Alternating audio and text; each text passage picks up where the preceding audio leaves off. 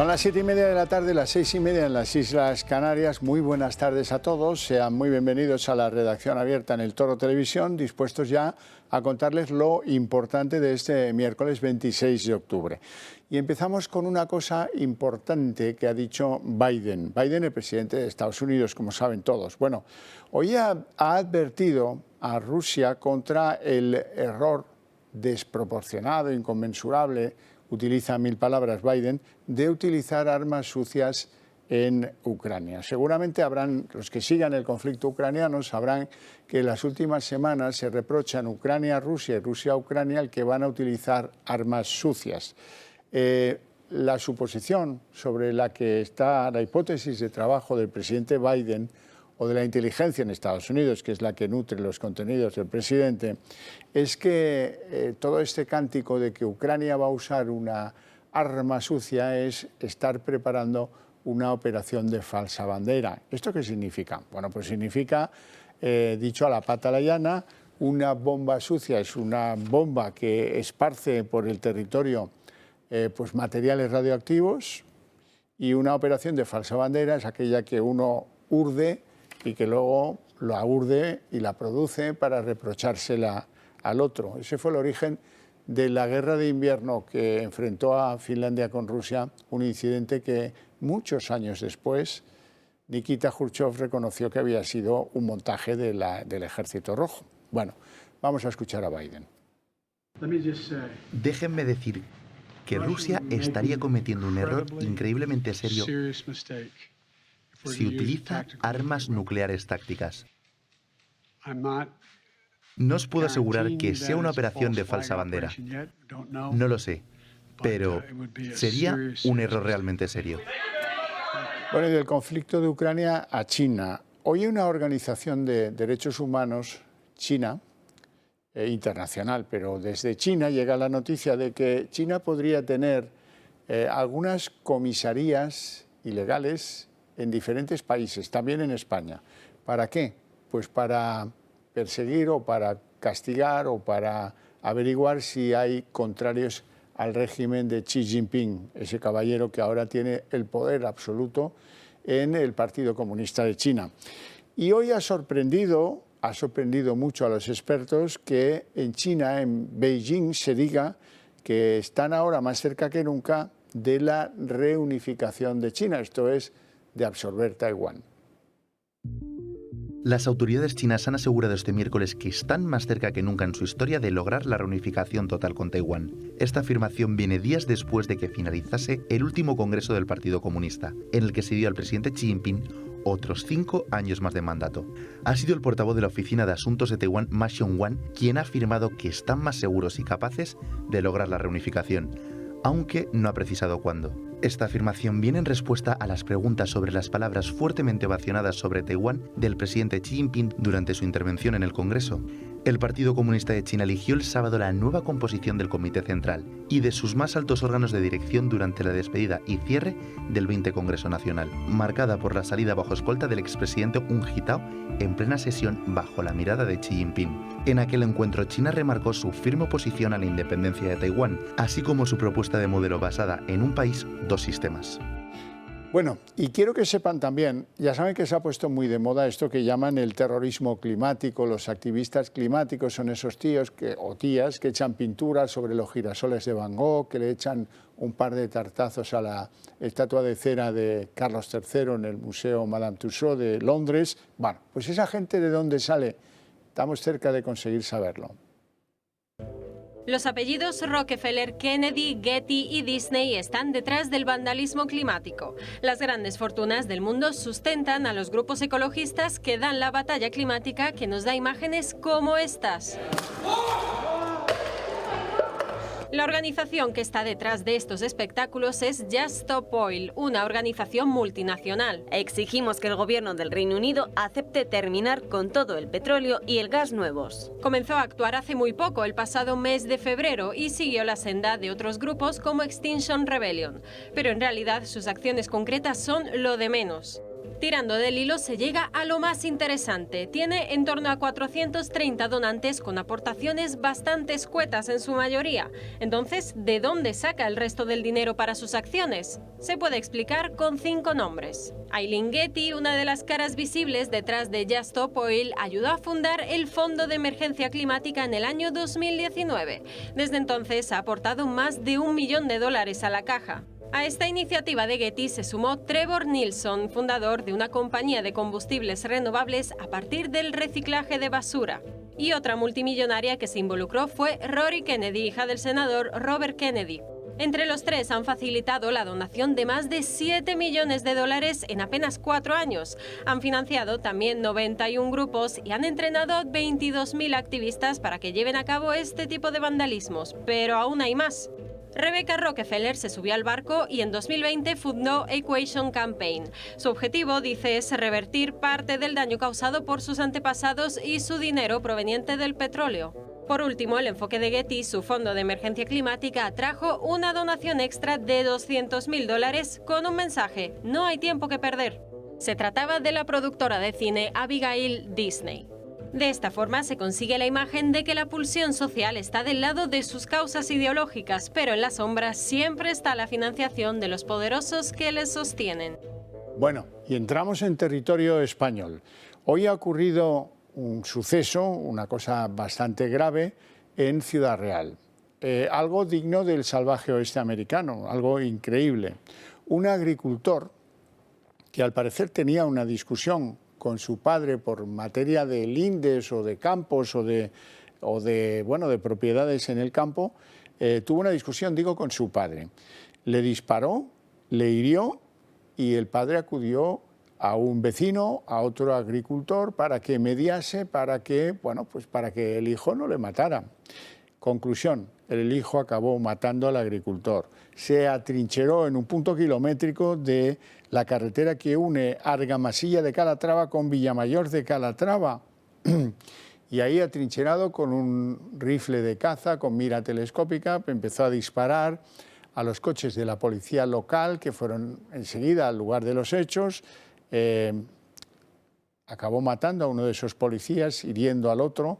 Bueno, en fin, un episodio completamente dantesco que finalizó con que los policías acabaron por abatir al agresor, al homicida, y las autoridades locales de su pueblo son las que dicen que era una persona que presentaba problemas psiquiátricos. Pero, en fin, el episodio no deja de ser enjundioso, la verdad sea dicha. Quiero que hablemos a continuación de la llamada Ley de Bienestar Animal, una ley ideológica, una ley radical de las que nos tiene acostumbrados este gobierno, pero que tiene unas consecuencias que seguro que muchas de ellas se nos escapan. Por eso hemos invitado a don Manuel Fuentes, que es veterinario y cetrero, a que nos explique sus conclusiones al respecto. Muy buenas tardes y bienvenido. Muy buenas tardes. Bueno, lo primero que tengo yo que decirle es que hay que ver cómo le castigan en las redes sociales a usted por decir lo que dice, ¿eh? No, en absoluto. Han intentado castigarme, pero a mí no me ha castigado nadie. Ya veo que no le afecta a gran cosa. No me afecta nada. Hubo ahí un pequeño, vamos a decir, rifirrafe en Twitter por unas palabras que dije en la televisión 4, concretamente en el programa 4 al día, de Ana Terradillos. Yo aseguré, y lo sigo asegurando, que esta ley de bienestar animal lo que hace es prohibirlo todo. Y cuando digo prohibirlo todo, yo hablé de periquitos, hablé de hámsters, pero ahora voy a aumentar el órdago. Venga. Porque es que si nos tomamos esta ley al pie de la letra, estarían prohibidos los perros y los gatos. Esto que puede parecer sorprendente y que parece de un poco de titular amarillo, está puesto en la ley. Y yo creo que es que las personas que han redactado la ley no se han dado cuenta o no saben que lo han escrito. Si quieres te lo puedo explicar. Por supuesto. Hay un artículo que habla sobre el listado positivo de animales, que bajo mi punto de vista es una auténtica aberración, es decir, limitar a unas poquitas especies el número de animales que se pueden tener de forma legal por particulares. Entonces, este artículo, que es concretamente el artículo 44, en su apartado C y E, habla de que no se podrán incluir en el listado positivo, es decir, que serán ilegales aquellos animales que pertenezcan a alguna especie que, en caso de que se escape, tenga un carácter invasor, es decir, que vaya a dañar los hábitats naturales de España. Uno de los animales que más perjuicio causa en la biodiversidad es el gato. Eso está fuera de toda duda. Pero es que el apartado E dice que tampoco podrán estar incluidos en el listado positivo de animales ninguna especie que sea peligrosa para la salud o la seguridad de las personas o los animales. Yo quiero recordar que el gato es un clarísimo transmisor de una enfermedad muy peligrosa, que es la toxoplasmosis, que el perro transmite la leptospirosis, transmite la hidatidosis, el quiste hidatídico, y que todos los años hay ataques de perros a personas y a otros perros, incluso con resultado de muerte. Con lo cual, si nos tomamos esta ley a rajatabla, el perro y el gato estarían prohibidos. Eso por no hablar de que la ley impide la compraventa de animales domésticos. La ley impide la compraventa de perros, gatos y hurones en tiendas de animales, lo cual es abocar un sector al sector a la práctica desaparición. Así es. O sea, esto es auténticamente de locos. Y la ley establece que para tener un perro o un gato, el que quiera tenerlos, la ley dice adoptarlos, pero no me parece correcto, porque la adopción es algo inherente al ser humano. Efectivamente. Uno no adopta un gato, mire usted, aunque te den un libro de familia gatuno, no. Uno decide cuidar a un gato, cuidar a un perro, tenerlo, acogerlo en el hogar, lo que usen la palabra que quieran, menos adopción, porque esa me parece muy peligrosa. Todo eso, si se lleva a rajatabla, pues va a dejar a mucha gente. Mira, es que has abierto un debate, una línea muy interesante, que es el vocabulario que se utiliza en esta ley. Tú has hablado de adopción de animales. Bien, yo voy más allá. En esta ley se habla de tutores de los animales. Los animales ya no son dueños, son tutores. Dice, ¿esto será exagerado? No, esto viene exactamente en el artículo 24.2. Habla de los tutores de los animales. Yo hasta ahora, por tutor, había entendido los profesores de los niños en la escuela, había entendido una serie de personas que a lo mejor tienen ciertas discapacidades, tanto físicas como mentales, y no se valen por sí mismos, y entonces hay otra persona que tiene que ser su tutor, que tiene que ser el que tome decisiones por esas personas, porque por desgracia pues no las pueden tomar. Bueno, pues aquí nos hablan de tutores, nos hablan de casas de acogida, nos hablan de muerte asistida. Entonces, con todo esto, con toda esta palabra, este vocabulario, ¿a dónde nos lleva? Nos lleva al origen de esta ley, que es la humanización de los animales. Porque lo que realmente pretende esta ley no es el bienestar de los animales, que además lo dice bien clarito en la exposición de motivos, que el principal objetivo de esta ley no es el bienestar de los animales, sino modificar la relación que existe entre el hombre y los animales para modificar su dignidad, para hacer valer su dignidad. Entonces, este es realmente el motivo de esta ley, cambiar la relación que existe entre las personas y los animales. Eso lo tenemos que tener claro. Detrás de esta ley, en la redacción de esta ley, hay una serie de organizaciones animalistas y estas organizaciones trabajan con dos conceptos, que es la compasión y la pena. Ese es su negocio y eso es lo que está detrás de esta ley. Bueno, una de tantas leyes radicales, ideológicas completamente, que pretenden, pues eso, alentar agendas, en este caso un poco trasnochadas y un poco ridículas si uno se lee la ley hasta... Pero dígame una cosa, parece que cada vez hay más asociaciones que se suman a los que son críticos con esta ley. Es que yo te diría que es la inmensa mayoría, por no decir todas. Todas nunca se puede decir. La inmensa mayoría. De hecho, hay un dato relevante. Hoy hemos tenido una reunión en el Congreso, gracias al partido político Vox, al grupo parlamentario Vox, porque a más de 20 asociaciones se nos ha negado la palabra en esta comisión de la Ley de Bienestar Animal. Se ha negado de una forma, pues yo diría que absurda, porque yo creo que para tomar una decisión lo mejor es oír a todas las partes. Entonces, a más de 20 asociaciones, el Partido Socialista Obrero Español y Podemos, que son los actuales partidos políticos que están en el Gobierno de España, pues nos han denegado la palabra. Yo creo que la palabra la tenemos que tener todos. No estoy hablando ni de mí ni de mi asociación. Yo pertenezco a dos asociaciones, una que se llama Nostraterra y otra que es la Asociación Gallega de Cetreros y Criadores de Aves de Presa. Y bueno, se nos ha negado la palabra, pero se le ha negado la palabra a asociaciones de colombofilia, a Fauna, que es una una confederación de asociaciones, a galgueros, a muchísimas personas, a muchísimas asociaciones. Entonces, cuando no se quiere escuchar, por algo será.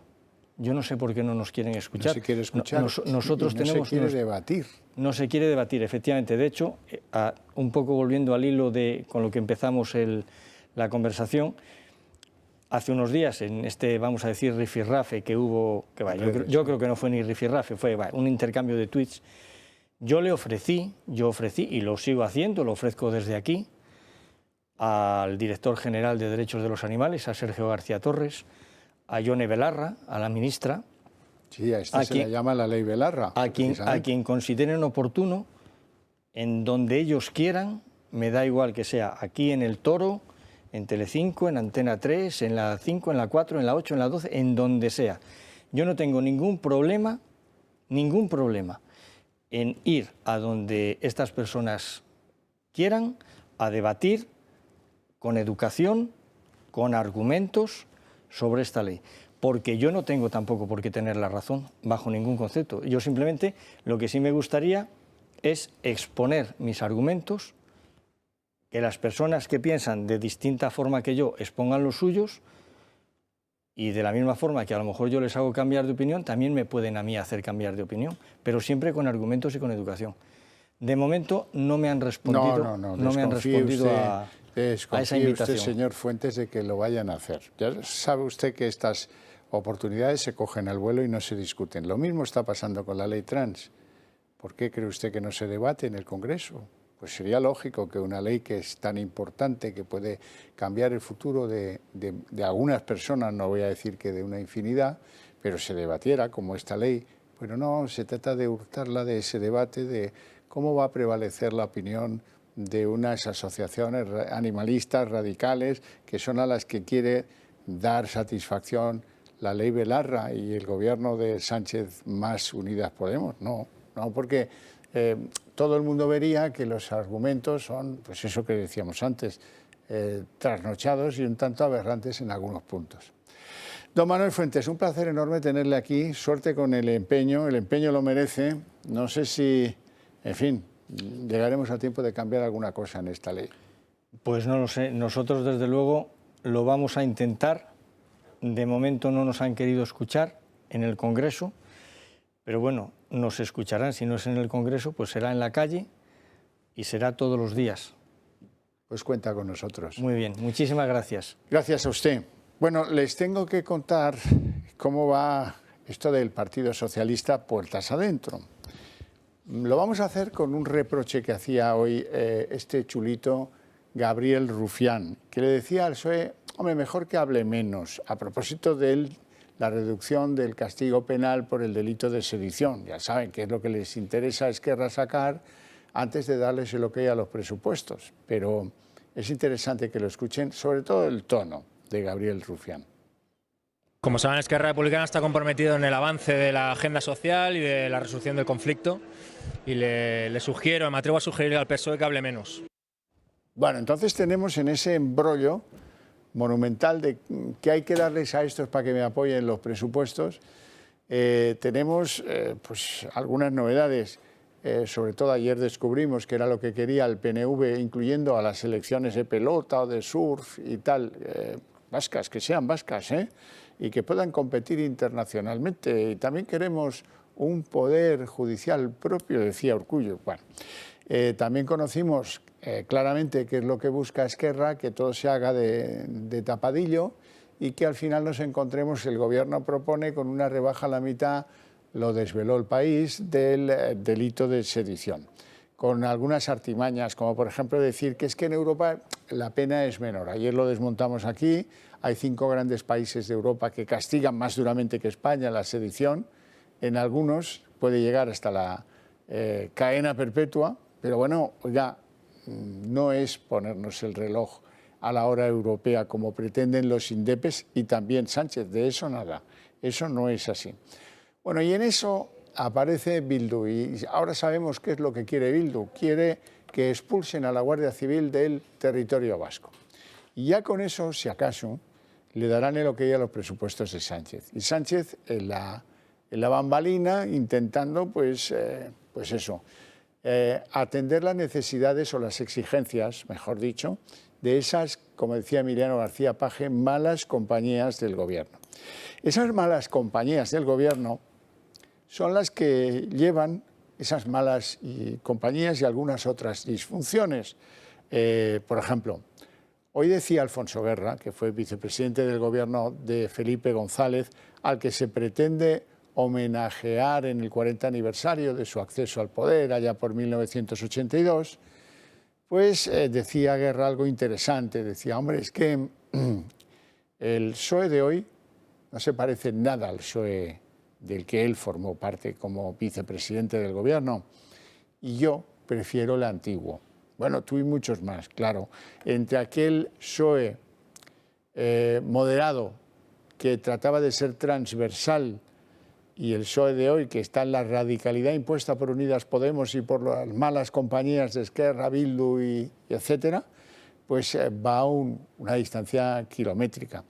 Algunos dicen que eso es por el relevo generacional, pero no. Eso es que están en otro PSOE que no tiene nada que ver. Como bien dice Guerra, insisto, yo no me gusta mucho citar a Guerra, pero este es el caso, él conocía bien el PSOE, mejor que yo desde luego, y él analiza el PSOE de hoy con el mismo conocimiento que tenemos todos, porque a él ni siquiera le iban a invitar a este aniversario del Gobierno de Felipe González, que en realidad es una triquiñuela de marketing para decirle a los ciudadanos que votaban a Felipe, Sánchez es el continuador de Felipe, y como votabas a Felipe ahora tienes que votar a Sánchez. Ese es el lío en el que anda el marketing político del Partido Socialista en estos momentos. Pero además, lo que ocurre es que los que tienen una cita con las urnas en mayo, que son los varones regionales de hasta 7 comunidades autónomas del PSOE, pues están diciendo, oiga, mire, déjanos tranquilo, que yo las operaciones de Sánchez a mí no me benefician. Y los socialistas que gobiernan en Aragón, en Navarra, en Castilla-La Mancha, en Asturias, en La Rioja, en la Comunidad Valenciana o en Extremadura, por ahora no han dicho que vayan a asistir a este sitio. Es más, algunos ponen excusas. Bueno, a mí se me casa un sobrino ese día, no sé si podré ir. En fin, los van a presionar para que muchos de estos acaben yendo, eso ya lo sé. Pero es un signo de malestar, de herida abierta dentro del Partido Socialista causado por la práctica del gobierno de Pedro Sánchez. Véanlo. El 40 aniversario del PSOE se topa con unas turbulencias inesperadas. La decisión luego subsanada de apartar a Alfonso Guerra de estos actos revela los problemas que tiene el partido con los varones que discrepan del nuevo rumbo. El que fuera vicepresidente del gobierno asegura que añora al PSOE original. Es otro partido. Echamos de menos el anterior. Es otro partido que los políticos hoy tienen otra visión de las cosas. Sin embargo, el malestar sigue creciendo en buena parte del Partido Socialista. Varios varones ya han anunciado que no van a asistir al acto en la capital andaluza, alegando problemas de agenda. Entre ellos se encuentran los dirigentes de Aragón, Navarra, Asturias, La Rioja o Valencia. Pues yo, del día en concreto, creo que es el sábado, yo estaré en Cocentaina, como todos los años, en la inauguración de la feria. Los únicos que aún no han tomado una decisión definitiva son Emiliano García Paje y Guillermo Fernández Vara, que ha alegado que el sábado tiene una boda familiar, pero que hará todo lo posible por acudir. Tengo una boda ese mismo día de un sobrino, pero intentaré cuadrar cuando sepa exactamente los horarios. La presidenta balear, Francina Armengol, es la única que hasta la fecha sí ha manifestado su intención de acudir, aparte del andaluz Juan Espadas, que es el anfitrión del evento. En cualquier caso, el acto del sábado en la capital andaluza, en el que los socialistas celebrarán la primera victoria de Felipe González, contará con más ausencias que presencias, lo que evidencia que Sánchez está cada vez más solo.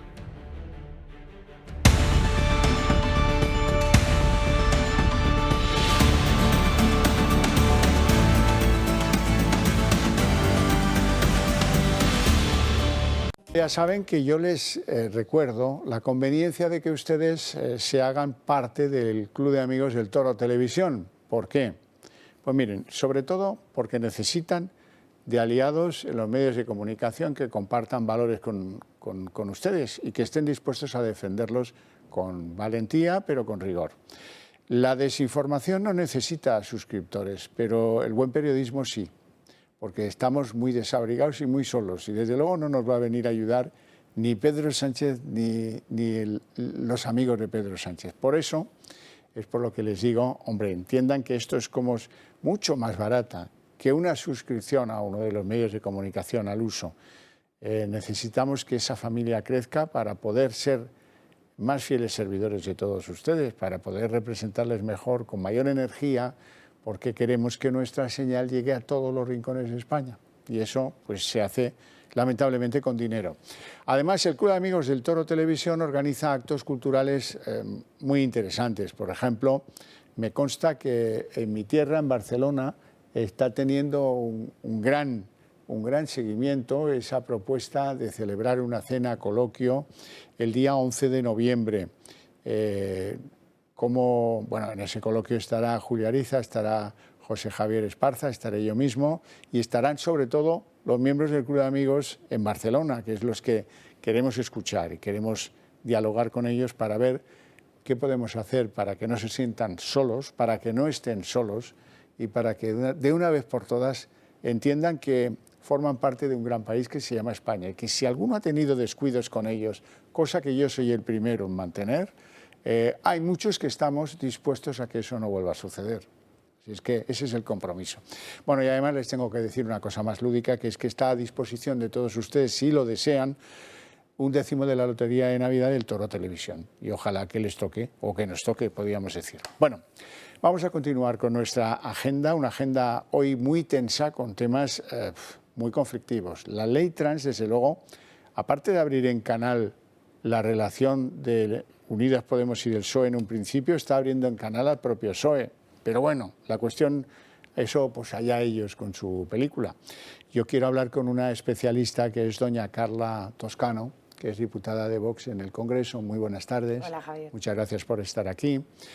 Vamos a empezar por el principio. ¿Es normal que una ley tan trascendental como esta, que puede cambiar tanto la vida de muchos jóvenes, no se discuta en el Pleno? No, pero es que un gobierno totalitario quiere evitar el debate, lógicamente. Esta ley que es un desastre, podríamos decir, y seríamos muy educados, ¿eh? Es un bodrio, también podríamos decir, y continuaríamos siendo muy educados. Es una excrecencia, también podríamos decir, y probablemente incluso seríamos educados. Es una aberración. Es una aberración y también está siendo usted muy educada. Lo fundamental, la clave, es que no se debata precisamente, porque si se debate se va a ver de qué va esto. Y esto va de lo mismo que la ley animal de la que hablábamos antes, o de protección o de bienestar animal. Va de satisfacer a unos radicales, pequeños colectivos, defensores de la ideología queer o de la ideología no sé qué, que además se alimentan y se nutren de lo que les pagan los colegios por esos talleres madrasa, donde yo no sé lo que explican, pero sí sé que cuando ponen esos talleres en las escuelas, se dispara exponencialmente el número de niños, niñas que dicen ser, que no lo son, la mayor parte de ellos, pero que dicen ser trans. A ver, estas leyes, las leyes de género, o que cumplen la ideología de género, realmente protegen, el objetivo de la ley es proteger a un colectivo bastante pequeño, porque ¿cuántas personas hay en España y en cualquier país que se sientan trans? Una de 400.000, ¿verdad? Muy pocas. Esos son los últimos esto datos. no va de proteger, ni de, que es el discurso de la izquierda siempre de, es que nosotros damos derechos, nosotros damos derechos, un derecho se reconoce, no se da, pero nosotros reconocemos derechos, que además no lo saben ni decir. Esa es la excusa, pero la razón de la ley trans y de todas estas leyes es la ingeniería social, o sea, es cambiar la sociedad. O sea, nos quitan la familia, nos quitan la religión, nos quitan la patria y ahora nos quieren desconcertar al individuo. Es que para mí la ley trans tiene un aspecto gravísimo, aparte de lo grave que es la autopercepción y que según lo que tú te creas se te tenga que tratar jurídicamente de esa forma, es algo demencial, es complejo de Dios. Aparte de eso, el tema de los menores, que es gravísimo porque a partir de los 12 años por esta ley un menor podrá registrarse como lo que se sienta. Incluso hormonarse. Incluso lo primero es que se puede registrar con 12 años y con un tutor legal se puede registrar. Si los padres no están de acuerdo se le pondrá una figura que apoyará que el niño cambie, y ahí voy, que el niño cambie de sexo registralmente. Luego viene la fase del cambio social, luego cambio hormonal y luego cambio quirúrgico, que es el cambio irreversible. Pero es que en ese conflicto que está creando la izquierda entre hombres y mujeres, entre blancos y negros, entre homosexuales y heteros, es que en mi opinión, la ley trans genera otro conflicto, que es de hijos contra padres. Porque a partir de ahora un niño podrá, en contra del criterio de sus padres, cambiar algo tan esencial y que nos define tanto como el sexo al que pertenecemos. Género. Sexo al que pertenecemos, no tenemos género las personas. Yo creo que ahí discrepamos. Yo creo que con el sexo se nace y se muere. Por claro, más que pero que legalmente lo podrán cambiar, por eso es una locura. Pero género no tenemos. O sea, el concepto de género yo creo que no tenemos ni que usarlo porque es un concepto inventado por la izquierda que no podemos comprar porque no existen las personas. Bueno, yo soy un clásico, ¿sabe usted? Y decían los romanos, qui prodest. Si quieres averiguar quién y por qué, tienes que seguir el hilo del ovillo y quién se beneficia, el qui prodest. Los que manejan los talleres y los protocolos escolares para favorecer que haya más y no menos transexuales entre nuestra juventud. Vean. El hecho de que la ley trans de Irene Montero permita la autodeterminación de género desde los 12 años tiene más consecuencias de lo que pueda parecer en un principio. Una de las más polémicas es lo que concierne al ámbito escolar.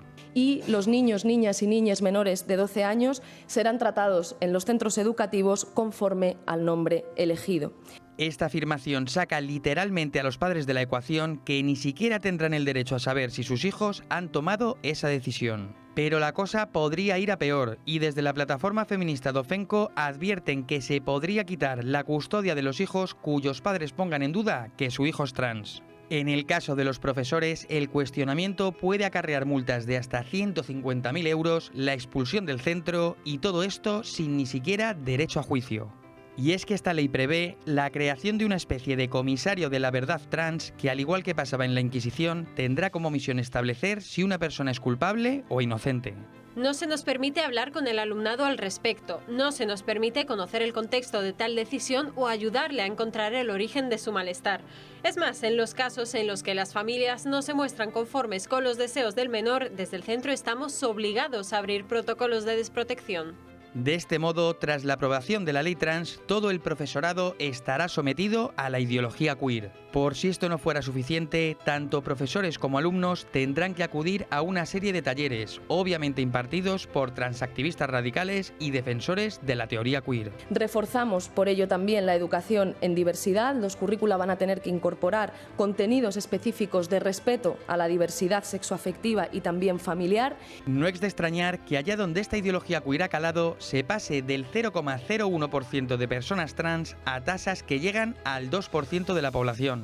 Así, la nueva ley trans no viene a proteger a las personas que sufren disforia de género, sino a promover la transexualidad, empujando a aquellos niños que no se ajusten a los cánones establecidos como masculino o femenino a iniciar una transición que se torna muchas veces en irreversible. Lo que no cuenta esta ley ni el Ministerio de Igualdad es que la tasa de suicidios entre personas trans es de entre el 40 y el 46%. Tampoco hablan que, según multitud de estudios, como el de la Universidad de Vanderbilt en Estados Unidos, el 80% de los niños que se identifican con el género opuesto en edades tempranas dejan de hacerlo de manera espontánea cuando son mayores. Porque esta ley no pretende proteger a las personas trans. Esta ley quiere imponer su ideología por encima de la ciencia, por encima de las personas y por encima de la infancia. Señora Toscano, ¿sabe qué piensan nuestros espectadores en estos momentos? ¿Pero esto de verdad es así? Yo ya sé que de verdad es así, pero sí, cuénteselo usted, que la creerán más que a mí. Es así, es así. A ver, como he dicho antes, la ley prevé que un menor de 12, a partir de los 12 años pueda cambiarse de sexo registralmente. Claro, ¿cómo se consigue? Siempre van a los casos más residuales. La izquierda se basa siempre, sobre todo en la ideología de género, en casos muy anecdóticos para de ahí sacar la regla y entonces tener que legislar en función de esos casos.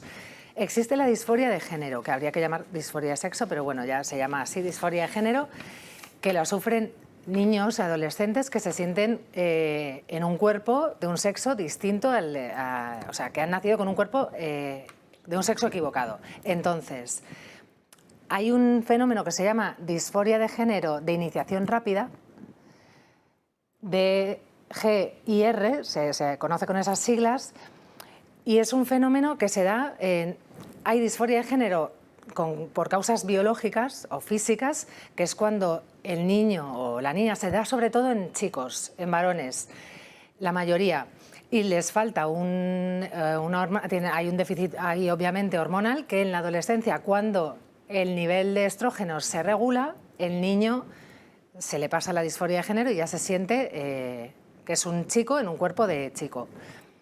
Pero esta disforia de género de iniciación rápida es una disforia de género que surge por moda, que es lo que ocurre con estas leyes y con esta propaganda y con este adoctrinamiento que se va a dar en los colegios. Donde chicos y chicas Estos casos se da sobre todo en chicas, que biológicamente no suele ocurrir la disforia de género en chicas, es muy excepcional. Y se da porque es una moda, entonces esos niños, niñas, pueden tener problemas, trastornos de alimentación, problemas en familia, problemas de rechazo en el colegio, problemas de que no se sienten a gusto con su cuerpo o con su sexualidad. Son múltiples problemas que a lo que van, como creen que lo van a solucionar, es siendo trans. A donde son conducidos. A donde son empujados por estas charlas y por estas leyes. ¿Qué vas a hacer? Solucionan esos problemas vitales que tiene que solucionar con ayuda de su familia, si la tienen, con ayuda de un psicólogo y de profesionales. Pues no. La forma que escogen o que la única salida que encuentran es declarándose trans, y esto además es contagioso. Cada vez surgen más casos y en Inglaterra en los últimos 10 años han aumentado un 4.000%, en Suecia un 1.500%, y ahora toda la legislación y todo el sistema que estaba preparado para fomentar esta ideología queer se están echando atrás porque han visto que han creado un monstruo. Desastre, claro. Bueno, ¿y en el Parlamento qué se preguntarán? Bueno, pues en el Parlamento, como eso no se discute, sí que es verdad que entre las formaciones políticas se detectan dos cosas. La primera, Irene Montero está nerviosísima, quiere que esto ya, cuanto antes, y propone fórmulas para que se recupere el tiempo perdido. Le parece incomprensible el retraso de la ley. Y luego, por otro lado, en el PSOE también se ve claro que las antiguas feministas, no las voy a llamar viejas feministas, que es lo que alguno malintencionado pretende y sonríe al otro lado de la cámara, no, las de toda la vida, pues la presidenta de las feministas socialistas, que se apellida Valcárcel, o Carmen Calvo, en fin, pues están diciendo, oiga, es que esto va a perjudicar los avances de las leyes que protegían el mundo del feminismo, ¿no? Y en eso pues no saben por dónde salir, francamente. Hoy ha dicho algo a ese respecto Pachi López. Vamos a verlo y luego lo comentamos. El Partido Socialista pide no exagerar. Hemos pedido una semana para el lunes ya presentar las enmiendas del Partido Socialista. ¿Eso quiere decir que va a retrasar no sé cuánto la ley? No. que el retraso una semana más para la presentación de enmiendas a la ley trans se debe a que quieren dotarle de una mayor seguridad. Bueno, nosotros estamos hablando, y ya lo saben también, de lo que es la violencia intragénero para que no colisione. Estamos hablando de la reversibilidad, de estas cuestiones, ¿vale? Y centrarse precisamente en la revisión del cambio de sexo en los menores de 14 años y su participación en las competiciones deportivas. Sus socios de Podemos están cada vez más molestos y no comprenden las trabas que el equipo de Sánchez le está poniendo a la ley estrella de la ministra Montero. Es incomprensible que el Partido Socialista vuelva a ampliar el plazo de enmiendas. Esto solamente perjudica a las personas trans y a las personas LGTBI que ven en riesgo la aprobación de una ley que permite garantizar sus derechos. Los socios morados en el Ejecutivo además se han vengado del propio Partido Socialista y han registrado ahora 2 enmiendas para modificar la norma que abola la prostitución. Proponen aumentar la pena a 4 años, pero que no se condene a los usuarios, sino a quien se lucre explotando la prostitución de otra persona. La crisis que abre el debate sobre la ley trans no solo está dividiendo al seno de los socialistas, y es Vox quien insta al Partido Popular a aclarar su postura respecto a este tema. Yo no sé si el PP ha debatido esto internamente todavía, que el señor Feijóo está en contra, que la señora Ayuso está a favor de la ley trans en el ámbito de la Comunidad de Madrid. La ley trans, que claro, ella misma aprobó, ella misma apoyó cuando era portavoz de la señora Cifuentes. Con la de ayer suman ya 3 las veces que el Partido Socialista ha pedido una prórroga en la tramitación de la ley, contraveniendo así el deseo de Unidas Podemos de poder ver la norma aprobada antes de que finalice el año. Claro, esto está que arde, señora Toscano. Se debe estar riendo usted un montón en el Congreso a propósito de la ley trans. A ver, es que es una ley... Si no fuera dramático, esto sería hasta divertido.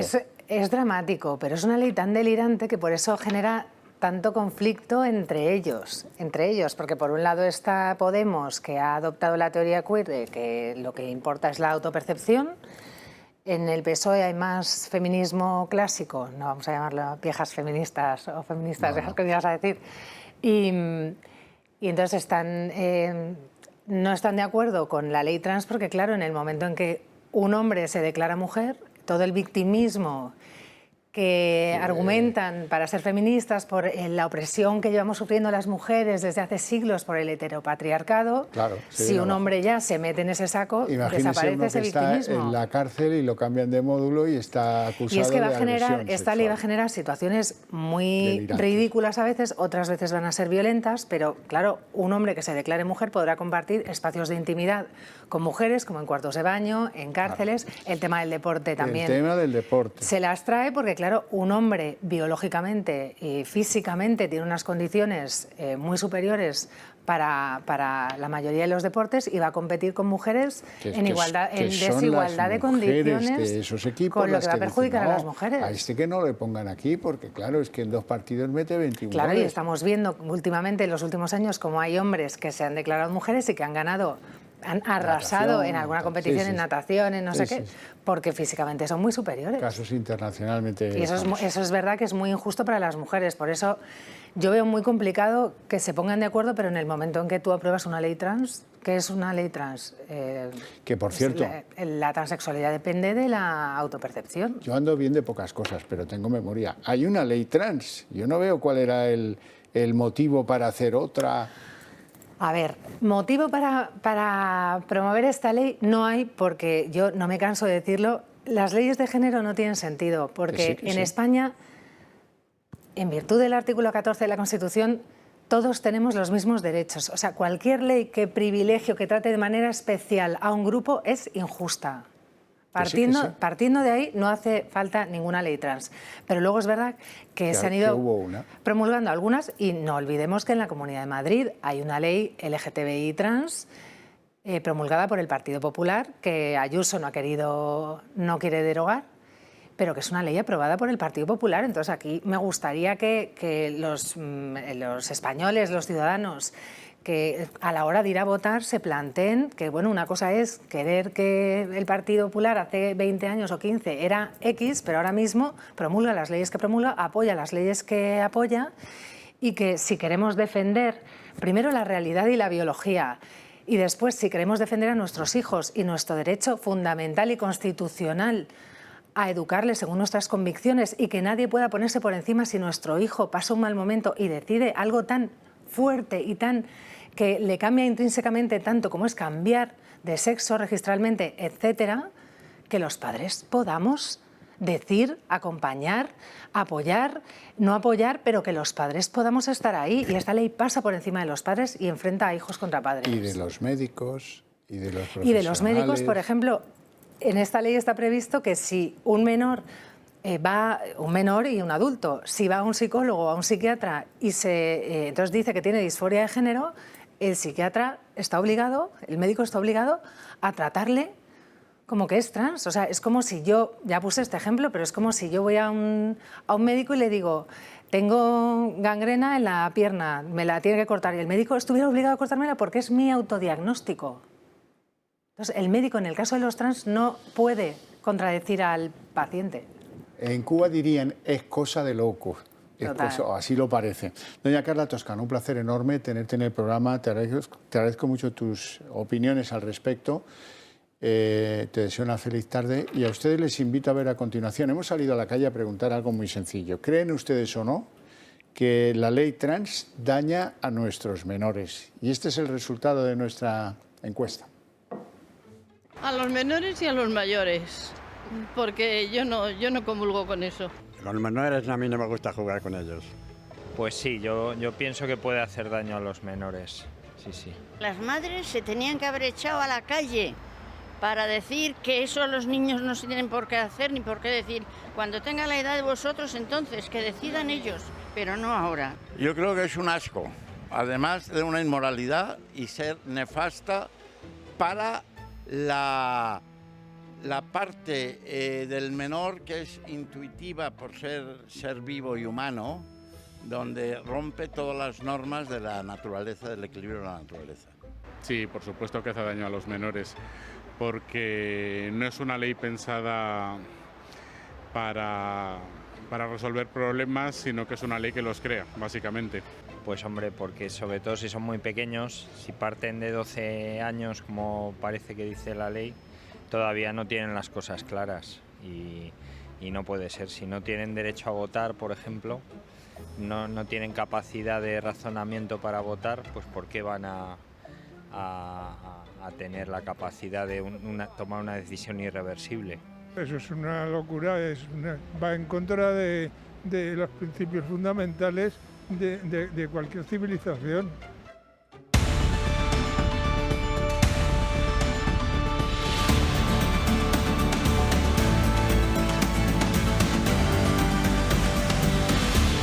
Las 8:24 jóvenes minutos. Vamos deprisa a nuestra mesa de análisis político con don Roberto Hernández Granda, que es periodista y presidente del Club de los Viernes. Buenas tardes. Buenas tardes, bienvenido. Bienvenido.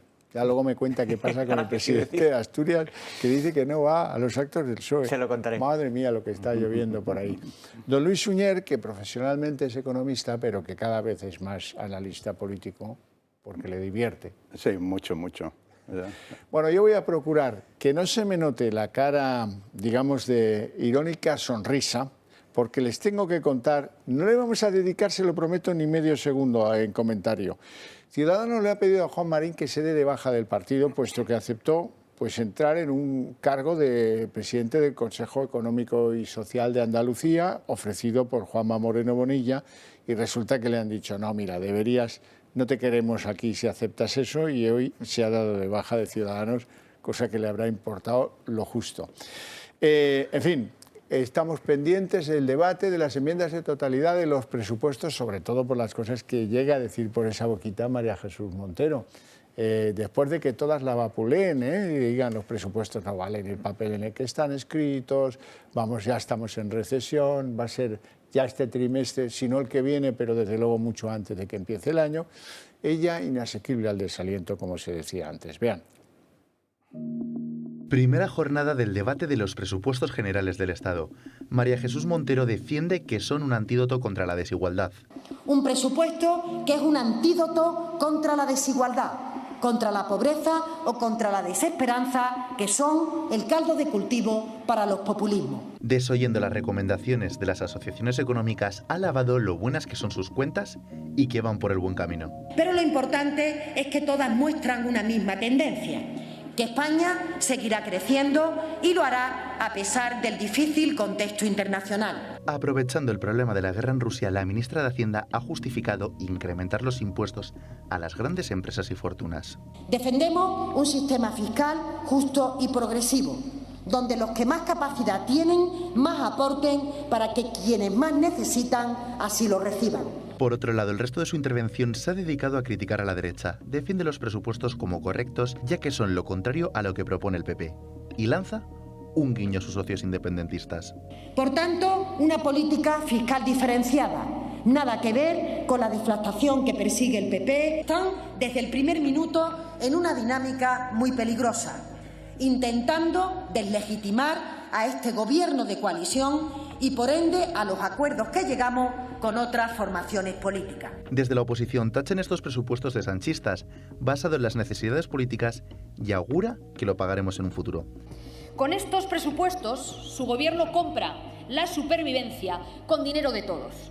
Con estas cuentas, el gobierno paga sus hipotecas con el independentismo. Lo permanente y lo invariable de Pedro Sánchez es instalarse en la mentira, aunque las desastrosas consecuencias de esa mentira las acaben pagando esta y las siguientes generaciones.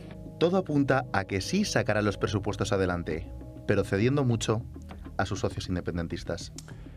Don Luis Suñer. Sí, bueno, ya el presupuesto al final ya todos sabemos que es un incremento de gasto público significativo para compra de votos y poder escalar, ¿no?, electoralmente, ¿no?, escalar las encuestas, ¿no?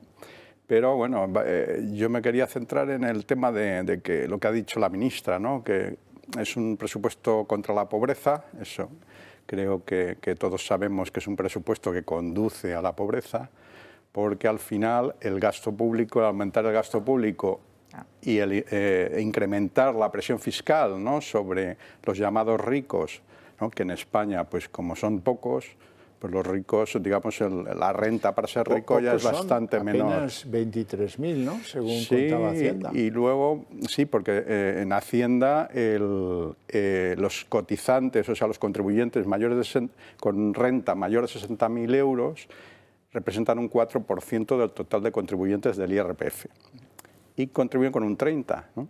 Bueno, pues si bajamos al siguiente escalón, pues ya tenemos un 70% de toda la recaudación y en cambio tenemos un 20% de los contribuyentes. Quiere decir que eso menguará y al final pues son presupuestos que conducirán pues a la pobreza, como no hay otra alternativa. Pero Roberto. es admirable la forma que tiene de desprenderse de la realidad. ¿Cómo ella explica una situación que no se sostiene bajo ningún dato? O sea, yo creo que el frenazo de la actividad económica es un hecho, que hay más presión fiscal pese a la crisis y que además, eso sí, van a recaudar entre 2022 y 2023 20.500 millones más en impuestos que no van a pagar solamente los ricos, porque cuando un tercio de lo que aportan es el IVA por la inflación, es decir, la inflación es cuando vamos a comprar leche, cuando vamos a comprar huevos, que esté más caro, unos céntimos, 1 euro más caro, esa es la inflación y eso es lo que va a recaudar el Estado, pues hombre, no sé de qué ricos habla. Por lo tanto, yo veo que esta señora lo que está intentando es salvar los muebles de alguna manera. Decir que esto son presupuestos sociales, siempre son los presupuestos más sociales de la historia, da igual qué presupuestos hablemos, para de alguna manera camuflar cuáles son sus apoyos, ¿no? Quién está ahí detrás, Bildu haciéndoles carantoñas, Esquerra también, y Sánchez mientras tanto en África, que ya hablaremos de eso si queréis. Sí, pero es que no me da usted tregua, porque me ha pedido aquí don Roberto Hernández Granda que hablemos de una cena, de la famosa cena grabada por la Guardia Civil que mantuvieron los del CNI catalán con el Sanedrín de un presidente, Puigdemont, que ya estaba en el exilio. Esto fue en un pueblo cercano a Barcelona, Sant Cugat del Vallès. Bien, ¿y allí qué pasó? Pues ahí se habló de dos cosas, que tenían 1 millón de euros en Suiza para promover un segundo referéndum y que el Estado estaba débil y que no aguantaría otro intento de referéndum. Claro, yo les he dicho la fecha, 16 de mayo del 19, cuando se grabó.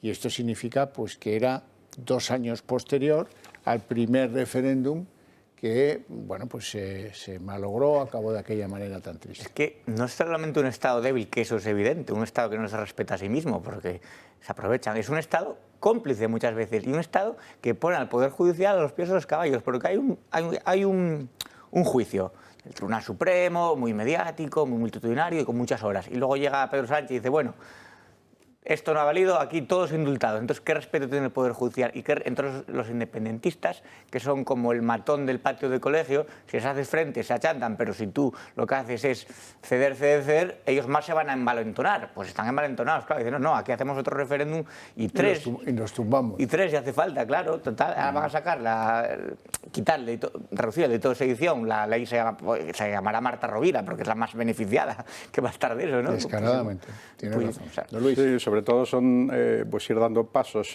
para facilitar su tarea, ¿no? Y bueno, pues aprovechar que tienen a un gobierno y a un presidente del gobierno que les va a hacer concesiones con tal de mantenerse él en el gobierno. Entonces, bueno, pues no es que se embalontonen, es que ven la oportunidad, ¿no? Es que no la han tenido así nunca. Claro, no la han tenido. Entonces, ahora tienen la oportunidad, ¿no?, de ir ganando concesiones y, bueno, de ir trabajando en su tarea, ¿no?, sin que nadie les moleste, ¿no? Conocíamos las concesiones al PNV, conocíamos las concesiones que están a medio conseguir en Esquerra Republicana y hoy ya conocemos las de Bildu, claro, también son las obsesiones de siempre. Vean. Parece que reducir las penas del delito de sedición no es lo único que Sánchez ha prometido a una parte de sus socios.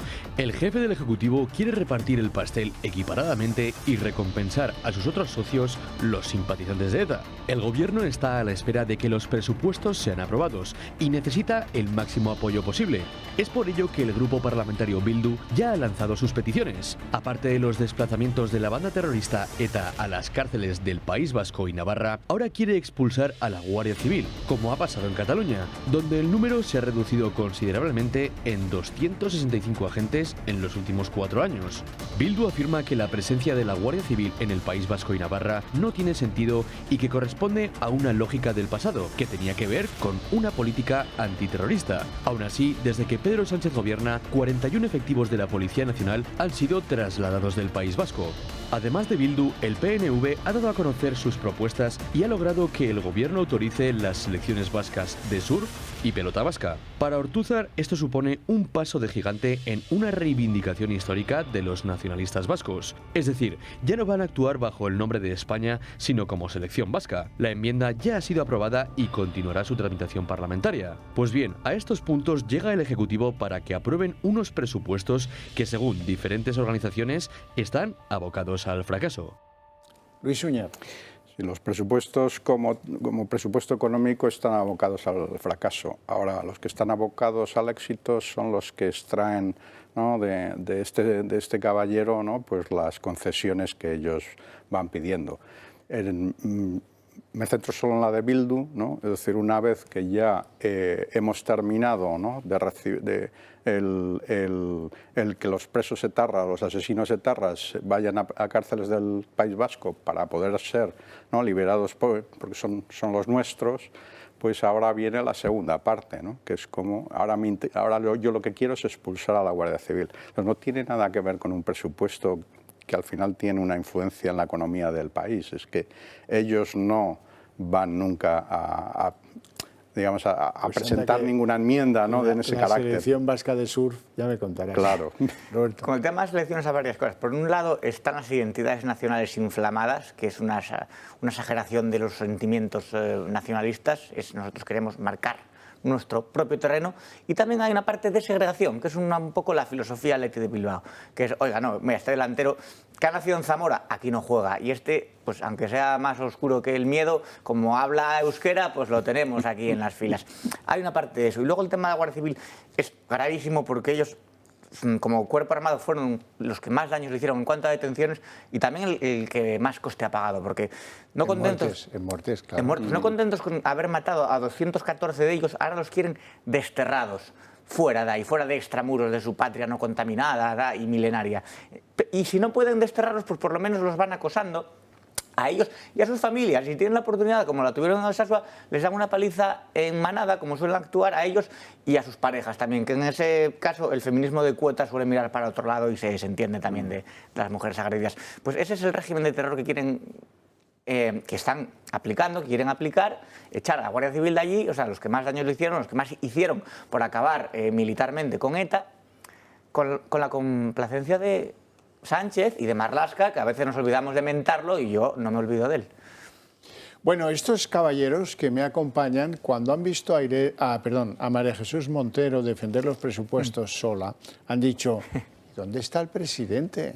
Presidente, ¿dónde estás? El presidente ha cogido el Falcon y se ha ido a visitar dos países clave estratégicos para el futuro de España, que son Kenia y Sudáfrica, con los que tenemos lamentablemente muy poca relación comercial. Y en el último minuto, para que no nos enterásemos, resulta que Pedro Sánchez se ha llevado a este viaje a Begoña Gómez, a su esposa.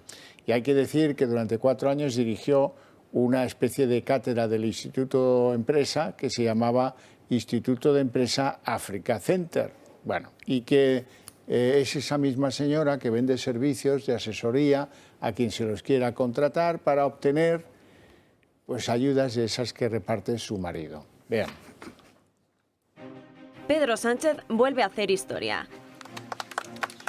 Y esta vez por ser el primer presidente del gobierno que es ausente de la votación de sus propios presupuestos. El líder del Ejecutivo se encuentra de gira internacional por Kenia y por Sudáfrica y le acompaña su esposa, Begoña Gómez, una presencia que no estaba prevista en el programa y que en un principio solo se había comunicado a las autoridades africanas.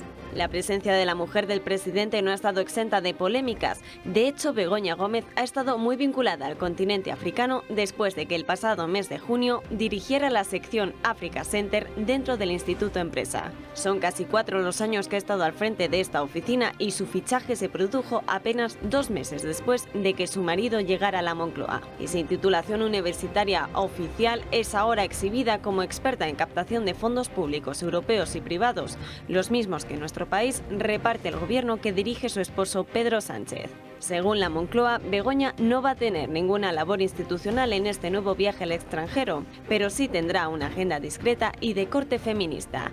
La única cita que ha sido confirmada estará relacionada con el empoderamiento económico de las mujeres de África. Pero el presidente no va a estar solo, acompañado de su esposa en estas apenas 36 horas que se encuentra en el continente africano. A ambos les acompaña un séquito de 68 personas. Entre ellos se encuentran la ministra de Industria, Reyes Maroto, miembros de la delegación del gobierno español, periodistas y 11 empresarios que buscarán lazos con el continente africano. Los masáis se van a estrechar lazos con Reyes Maroto, tremendo, ya verás. Esto va a ser un viaje bien productivo. ¿Sabes lo que pasa? Que a Begoña le gusta mucho Sidney Pollack y vio ella Memorias de África, se cree un poco Meryl Streep y le quiere viajar así, sacar...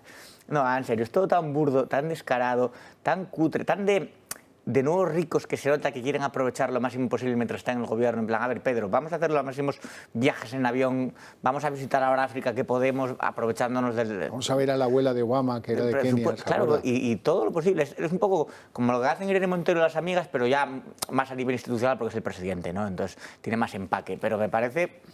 En fin, y aparte es que cada vez lo disimulan menos. Al principio igual, no, bueno, estos viajes en Falcon son secreto oficial, no puedo investigar cuánto costó, ahora ya van alegremente a África y se les da igual hasta hacia Oceanía. Yo lo veo un poco más en el orden profesional. El señor Sánchez, pues bueno, está buscando, se desplaza a Kenia, buscando autobombo, ¿no? Buscando el mejorar o construir una imagen que le sirva para el futuro. Lleva a su mujer, entiendo que para canalizar el dinero que España va a poner, ¿no? en ese país, en desarrollo ahí, y nunca veremos un anuncio de que esos 11 empresarios que le han acompañado han podido o han hecho alguna inversión allí. Eso no lo veremos, veremos lo otro y ella, bueno, pues se aprovechará para intermediar, ¿no? En ese sentido. Bueno, vamos a hablar de encuestas porque quiero señalarles una cuyos resultados son interesantes. La publica El Confidencial y establece una cosa bastante llamativa. Sánchez ha recortado la mitad de la ventaja que tenía Feijóo, o mejor dicho, para hablar en plata, Feijóo se ha dejado robar la mitad de la ventaja que tuvo algún día sobre Sánchez, porque claro, lo otro, mire usted, con los datos económicos, pues me cuesta creer que avance la opción de los españoles que quieren votar al PSOE. Bien, ¿qué dicen estas elecciones? Se lo resumo, que el Partido Popular tendría 122 escaños, que el PSOE tendría 103 escaños, que Vox mantendría 51 escaños, que Unidas Podemos 32, bueno, y el resto, pues nada, se divide en muy poca cosa ya. Ciudadanos 0, como saben, como esto no cambia. Es una de las cosas que están de acuerdo todos los demóscopos. La cuestión es, ¿se desinflan las encuestas de Feijóo? ¿O esto puede remontar? ¿O qué? ¿Cómo lo ven? Yo lo que creo es que es un error. A día de hoy no se puede renunciar a dar la batalla cultural e ideológica. Solamente con la economía, que es importantísima, no hay duda, no se va a sostener un país con tanta polarización y donde ha entrado hasta la cocina la Agenda 2030 y lo están aplicando las políticas de forma implacable. Renunciar a dar esa batalla ideológica, por ejemplo, mismamente la aberración que supone la ley trans, que debería ser, o sea, estar en contra de hormonar y mutilar a niños, a menores, debería ser un imperativo moral de nuestra sociedad y legal. No puedes renunciar a dar la batalla cultural. Y dices, no, a mí no me interesa, yo solamente voy a centrarme en arreglar las cosas. Hoy en día, eso tal vez hace unos años era posible. Hoy en día la sociedad reclama otras cosas, porque también está muy harta de lo que nos están colando y de determinadas ideologías perniciosas, marxismo cultural, etcétera, ideología de género, bueno, que también... Eso está cortapisado el señor Feijóo, porque en Madrid resulta que hay una ley trans, sí, que es tan dañina como la que se pretende aprobar. Claro, y que no se aprobó con el Partido Popular en el gobierno. Bueno, en fin, es verdad que Feijóo intenta aglutinar el voto de centro, eso que se dice ahora transversal, que todo es transversal, la gente moderada, que a veces moderación significa equidistancia, ojo. Y bueno, en fin, pero también hay un desencanto tan grande hacia este gobierno socialcomunista que no se entendería que, por ejemplo, aunque se fuera Sánchez, un PP pactando con el PSOE. No se entendería. O sea, la suma, yo creo, natural sería PP-Vox, pero es lo que yo veo desde una forma de ver. Esto sería lo natural, pero muchas veces en la política lo más normal no sale siempre. Eso es. Y además quería hacerle hincapié en un detalle. Vean de nuevo, ponedme otra vez el cuadro de la descomposición de la intención de voto según la encuesta del Confidencial. Si ustedes suman 122 escaños del PP y 51 de Vox, les dará 173, es decir, 3 por debajo de la mayoría absoluta que permite gobernar. Y si sumamos los de Podemos con los del PSOE, suman 130 y algo. Pero eso le tendría que añadir. Claro, PNV, entonces Esquerra, ahí es donde está el asunto, que el resto, con la ley electoral que tenemos, pues tiene una presencia y una suma, ¿no?, de diputados que es decisiva en este contexto, ¿no?, cuando su representatividad en términos de población es mucho más pequeña, ¿no? Claro. Es injusto que al final sean siempre los mismos los que decidan vertebrar políticamente a una nación en la que ni siquiera creen. Pero está así montado y mientras no se cambie la ley electoral me parece que vamos a continuar. Y no se cambia porque no interesa. No interesa. Por supuesto que no interesa. No le interesa cambiar la forma de elegir el Consejo de los Jueces. Ya, les va a interesar. ¿Cómo me va a interesar esto? Pero hombre, ¿estamos tontos o qué nos pasa? Sí. Ni hablar. Bueno, y permítame que antes de que acabemos el programa, les quiero contar a propósito de un tipo que fue el primero al que recibió Sánchez en Moncloa. Antes de irse a Kenia y todo esto, el primero fue George Soros. Resulta que Vox le ha pedido a la Comisión Europea que investigue el entramado Soros y su participación en la desestabilización de algunas naciones. Y están pensando, claro está, y ya se ha dicho muchas veces, en el golpe de Estado que se perpetró en Cataluña el 1 de octubre del 17. Vean. En medio del debate sobre reformar o no el delito de sedición en España, acaba de aparecer una información que relaciona directamente a George Soros con la intención de llevar a cabo un nuevo referéndum ilegal en Cataluña. Así, la Guardia Civil, al analizar el móvil de uno de los impulsores de la República Digital Catalana, halló un documento en el que figuraba la Fundación Open Society entre los socios clave para la elaboración de una aplicación informática llamada Bogdoni. Esta aplicación con tecnología blockchain ofrece, entre otras, la posibilidad de organizar elecciones o referéndums de autodeterminación de forma segura. ¿Y qué tiene que ver George Soros en todo esto? Pues que Soros es el fundador de Open Society, pieza clave en el desarrollo de esta app. Para hacernos una idea del papel del magnate, hay que señalar que ha donado más de 32.000 millones de euros a esta fundación. Una vez conocidos los hechos, la Guardia Civil alertó que la finalidad era desarrollar una tecnología que permitiese volver a celebrar de nuevo un referéndum ilegal en Cataluña. Esta no sería la primera vez que se relaciona Soros con el separatismo catalán, ya que también financió en 2012 actividades del autodenominado Consejo de Diplomacia Pública de Cataluña, del Observatory Desk o del Barcelona Center for International Affairs. Además cuenta con un socio fundamental para influir en la opinión pública española. Hablamos del empresario Jaume Roures, presidente y fundador de Mediapro. Por todo ello, el portavoz de Vox en la Eurocámara, Jorge Buxadé, envió el pasado martes una pregunta a la Comisión Europea pidiendo investigar a George Soros, acusando al magnate de intentar desestabilizar y sabotear a países de la Unión. Ahora la pregunta es saber si Europa actuará contra las injerencias a la democracia española o mirará para otro lado y dejará que Soros siga moviendo los hilos en la sombra. Don Roberto Hernández. Bueno, yo creo que entre la conspiranoia y todo, o sea, entre todo es conspiración y todo es real, siempre hay un punto medio que a veces se encuentra realmente lo que queremos indagar.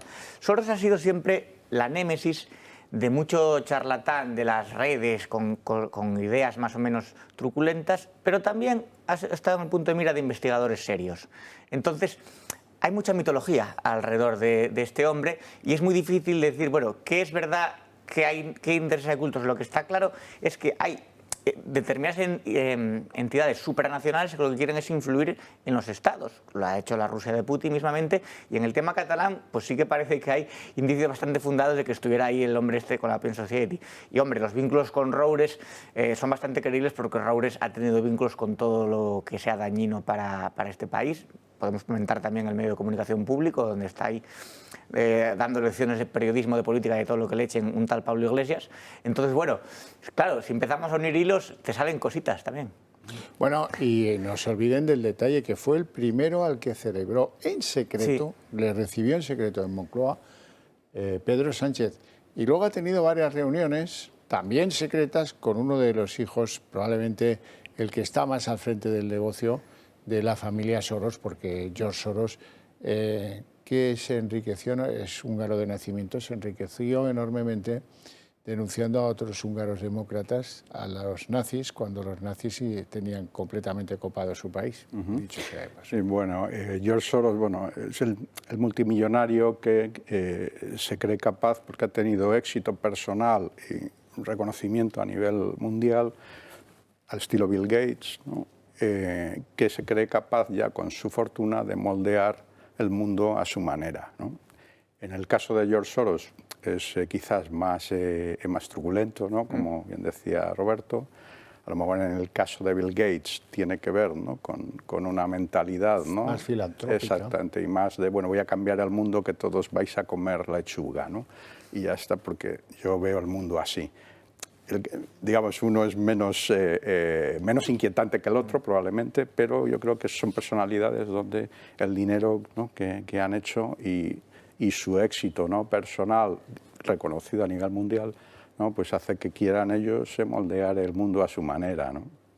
Terminamos con la ley más execrable de todas las que se han perpetrado, que es la ley trans. Eso está dividiendo, ¿hasta qué punto está de verdad dividiendo al PSOE dentro de los muros del PSOE? Es evidente la división con Unidas Podemos, unos tienen mucha prisa, los otros quieren un debate más pausado. ¿Cómo lo veis? A mí lo que me resulta llamativo es que Carmen Calvo parezca ahora mismo la que pone un pozo de cordura en todo esto. Claro, y tú ves Carmen Calvo, claro, ¿qué tiene enfrente? Tiene a Irene Montero, tiene a Pam, tiene a la Botti, tiene auténticas... Que depende de con quién la compare. Tiene auténticas fanáticas ideológicas que lo que quieren es una ley que es una verdadera aberración y que va a hacer mucho daño a la infancia. Y yo no sé hasta qué punto en algunos casos podríamos hablar de corrupción de menores, como aquel anuncio que pedían niños trans de 5 años. No existen niños trans de 5 años. Cuando no han desarrollado pedían, sí, para una película.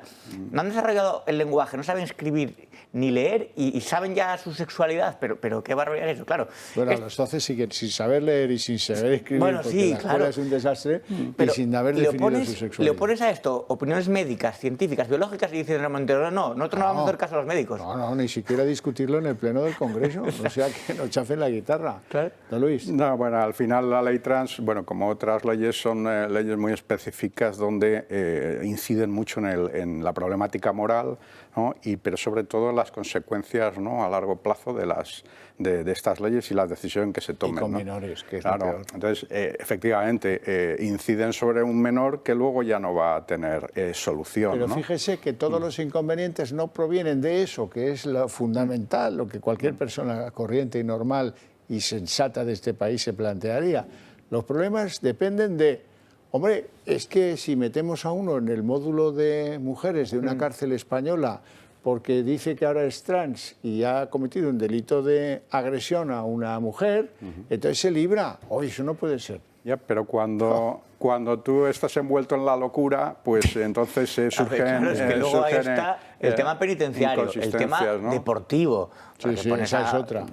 Claro. Dice, claro, no, si dice que es chica, que juegue en un equipo de chicas. Dice, vale, y en 2 partidos mete 21 goles. No, y lo que es peor, en las artes marciales mixtas pasó que uno era hombre, se metió a la categoría femenina y le dejó la cara a aquella mujer. Y, claro, y en natación y en tantas cosas. Pero esos son los detalles en los que nadie ha pensado, porque todo esto sale del ministerio de Irene Montero, no lo olviden, que esa es la clave de todo. Es un ministerio delirante y descerebrado, y yo creo que ha perdido por completo, porque además, ¿por qué ese enrocamiento? ¿Por qué ese empeño? Si en realidad hay un 0,1 o un 1% de disforia de género, ¿es tan fuerte el lobby trans como para meter esa presión para sacar esta ley adelante, incluso contra...?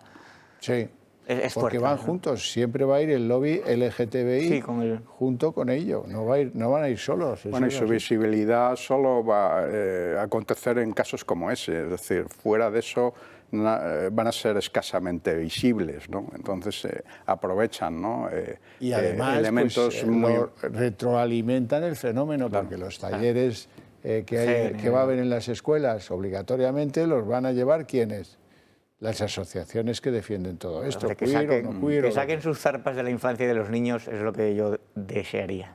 Es lo que debería ser. Es lo que debería ser. Estamos obligados a hacer que pase, no se nos olvide, con nuestro voto o de la manera que cada uno pueda. No tenemos tiempo para más, así es que os agradezco mucho vuestra presencia y vuestras opiniones, y a ustedes su interés y su paciencia. Por eso, para estos señores no, pero para ustedes tengo premio. Les invito a ver a continuación El Día en 30 minutos.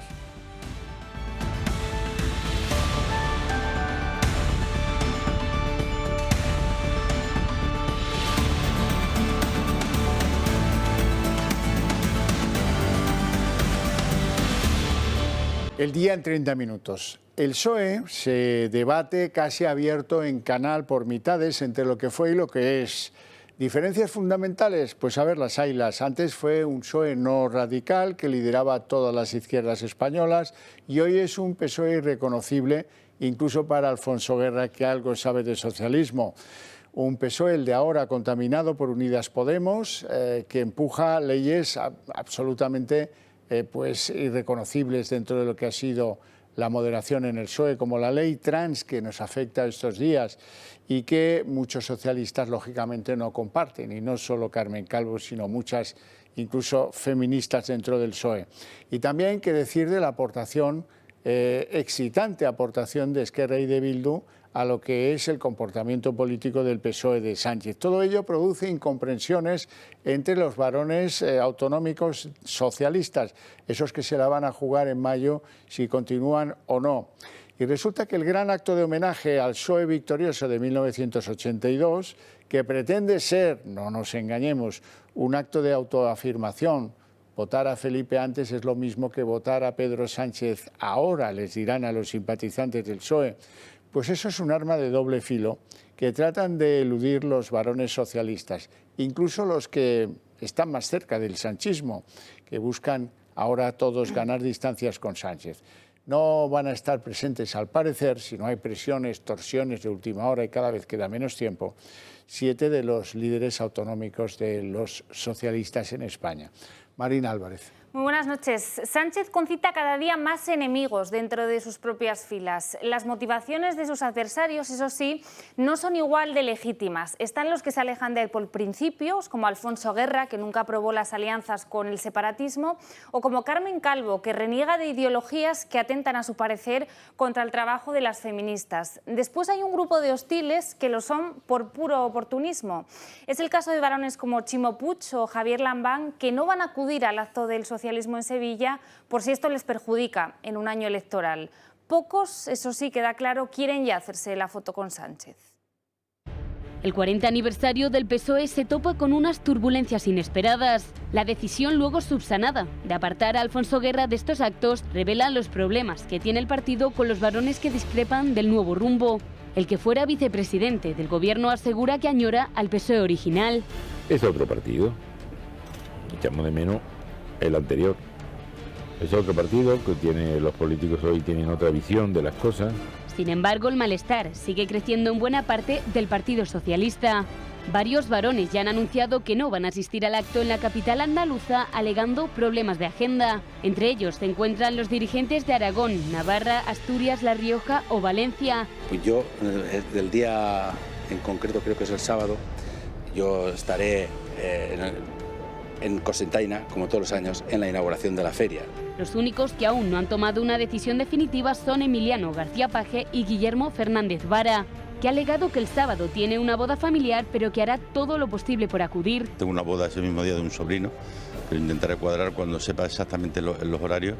La presidenta balear, Francina Armengol, es la única que hasta la fecha sí ha manifestado su intención de acudir, aparte del andaluz Juan Espadas, que es el anfitrión del evento. En cualquier caso, el acto del sábado en la capital andaluza, en el que los socialistas celebrarán la primera victoria de Felipe González, contará con más ausencias que presencias, lo que evidencia que Sánchez está cada vez más solo. Bueno, el malestar de Alfonso Guerra y las previsibles bajas entre los varones han obligado a Ferraz a rectificar. El partido reservará la primera fila del actual exvicepresidente, que según la formación fue uno de los grandes protagonistas de la gran primera victoria socialista.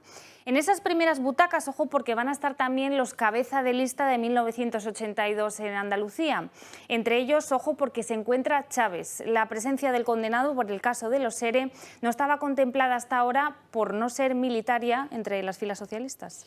En fin, contradicciones, pulir las contradicciones y tratar de cerrar este tránsito horroroso de lo que está siendo la ley trans, mediante enmiendas al proyecto original que estaba desnortado. En eso es en lo que anda el Partido Socialista. Hoy lo contaba Pachi López, visiblemente contrariado. Explicaba que se trata de darle seguridad jurídica a la ley, como si, en fin, hubiera salido escrita por alguien que andaba mal de la vista. Bien, la cuestión es que todo esto está produciendo en la ministra promotora, que es Irene Montero, un visible nerviosismo. Ella busca vías para acelerar que entre en vigor ya la ley trans y considera incomprensibles los retrasos que está marcando el Partido Socialista. El Partido Socialista pide no exagerar. Hemos pedido una semana para el lunes ya presentar las enmiendas del Partido Socialista. ¿Eso quiere decir que va a retrasar no sé cuánto la ley? No. Que el retraso una semana más para la presentación de enmiendas a la ley trans se debe a que quieren dotarle de una mayor seguridad. Bueno, nosotros estamos hablando, y ya lo saben también, de lo que es la violencia intragénero para que no colisione. Estamos hablando de la reversibilidad, de estas cuestiones, ¿vale? Y centrarse precisamente en la revisión del cambio de sexo en los menores de 14 años y su participación en las competiciones deportivas. Sus socios de Podemos están cada vez más molestos y no comprenden las trabas que el equipo de Sánchez le está poniendo a la ley estrella de la ministra Montero. Es incomprensible que el Partido Socialista vuelva a ampliar el plazo de enmiendas. Esto solamente perjudica a las personas trans y a las personas LGTBI, que ven en riesgo la aprobación de una ley que permite garantizar sus derechos. Los socios morados en el Ejecutivo además se han vengado del propio Partido Socialista y han registrado ahora 2 enmiendas para modificar la norma que abola la prostitución. Proponen aumentar la pena a 4 años, pero que no se condene a los usuarios, sino a quien se lucre explotando la prostitución de otra persona. La crisis que abre el debate sobre la ley trans no solo está dividiendo al seno de los socialistas, y es Vox quien insta al Partido Popular a aclarar su postura respecto a este tema. Yo no sé si el PP ha debatido esto internamente todavía, que el señor Feijóo está en contra, que la señora Ayuso está a favor de la ley trans en el ámbito de la Comunidad de Madrid. La ley trans que, claro, ella misma aprobó, ella misma apoyó cuando era portavoz del señor Cifuentes. Con la de ayer suman ya 3 las veces que el Partido Socialista ha pedido una prórroga en la tramitación de la ley, contraveniendo así el deseo de Unidas Podemos de poder ver la norma aprobada antes de que finalice el año. El partido de Sánchez tiene 2 almas. Alfonso Guerra lo decía con precisión de cirujano. El PSOE de hoy es otro partido y yo añoro al PSOE de antes. Otros antiguos líderes socialistas, como José Luis Rodríguez Zapatero, achacan las discrepancias a un relevo generacional.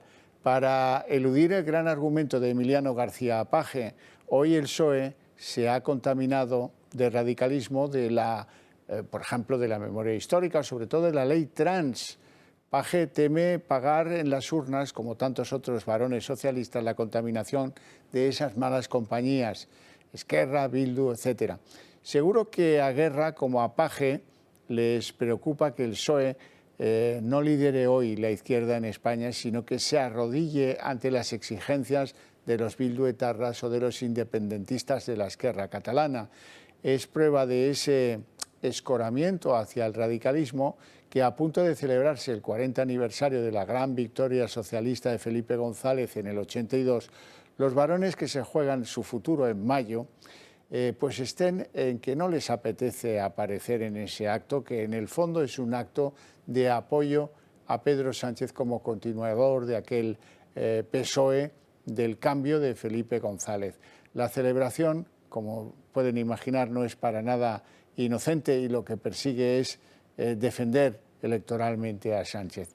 Lo llamativo es que los 7 líderes socialistas que no han anunciado todavía que estarán arropando a Felipe González y a Pedro Sánchez hayan decidido que prefieren en su marketing electoral ampliar y establecer distancias con el radicalismo de Pedro Sánchez. Algo grave está pasando en el Partido Socialista. Bueno, defender las cuentas públicas después de que varios organismos las hayan desacreditado en las últimas horas no estaría fácil, pero hoy María Jesús Montero ha hecho lo imposible en el Congreso. Ella ha asegurado que España va a liderar el crecimiento de la zona euro y ha alabado la disposición de sus socios para sacar adelante este proyecto. La ministra ha comparado el apoyo de Esquerra y de Bildu con los pactos de la Moncloa del 77. Primera jornada del debate de los presupuestos generales del Estado. María Jesús Montero defiende que son un antídoto contra la desigualdad. Un presupuesto que es un antídoto contra la desigualdad, contra la pobreza o contra la desesperanza, que son el caldo de cultivo para los populismos. Desoyendo las recomendaciones de las asociaciones económicas, ha alabado lo buenas que son sus cuentas y que van por el buen camino. Pero lo importante es que todas muestran una misma tendencia, que España seguirá creciendo y lo hará a pesar del difícil contexto internacional. Aprovechando el problema de la guerra en Rusia, la ministra de Hacienda ha justificado incrementar los impuestos a las grandes empresas y fortunas. Defendemos un sistema fiscal justo y progresivo, donde los que más capacidad tienen, más aporten para que quienes más necesitan así lo reciban. Por otro lado, el resto de su intervención se ha dedicado a criticar a la derecha. Defiende los presupuestos como correctos, ya que son lo contrario a lo que propone el PP. Y lanza un guiño a sus socios independentistas. Por tanto, una política fiscal diferenciada. Nada que ver con la deflactación que persigue el PP. Están desde el primer minuto en una dinámica muy peligrosa, intentando deslegitimar a este gobierno de coalición y, por ende, a los acuerdos que llegamos con otras formaciones políticas. Desde la oposición tachan estos presupuestos de sanchistas, basados en las necesidades políticas, y augura que lo pagaremos en un futuro. Con estos presupuestos, su gobierno compra la supervivencia con dinero de todos. Con estas cuentas, el gobierno paga sus hipotecas con el independentismo. Lo permanente y lo invariable de Pedro Sánchez es instalarse en la mentira, aunque las desastrosas consecuencias de esa mentira las acaben pagando esta y las siguientes generaciones. Todo apunta a que sí sacará los presupuestos adelante, pero cediendo mucho a sus socios independentistas. Siguen apareciendo los intercambios que Sánchez negocia con sus aliados parlamentarios para que estos digan sí a sus presupuestos generales del Estado. Conocimos días atrás que Esquerra le reclama rebajar o anular la pena al delito de sedición. También conocimos que el Partido Nacionalista Vasco lo que quería era, ya lo han conseguido, que renovaran la ley del cupo vasco, que esto no lo han conseguido todavía, ya veremos, tengan poder judicial propio y que las selecciones vascas de pelota y de surf puedan competir internacionalmente representando al País Vasco. Hoy conocemos la última, la que nos quedaba pendiente, la de Bildu. Bildu le exige a Sánchez que se lleve a la Guardia Civil fuera de territorio vasco. Parece que reducir las penas del delito de sedición no es lo único que Sánchez ha prometido a una parte de sus socios. El jefe del Ejecutivo quiere repartir el pastel equiparadamente y recompensar a sus otros socios, los simpatizantes de ETA. El gobierno está a la espera de que los presupuestos sean aprobados y necesita el máximo apoyo posible.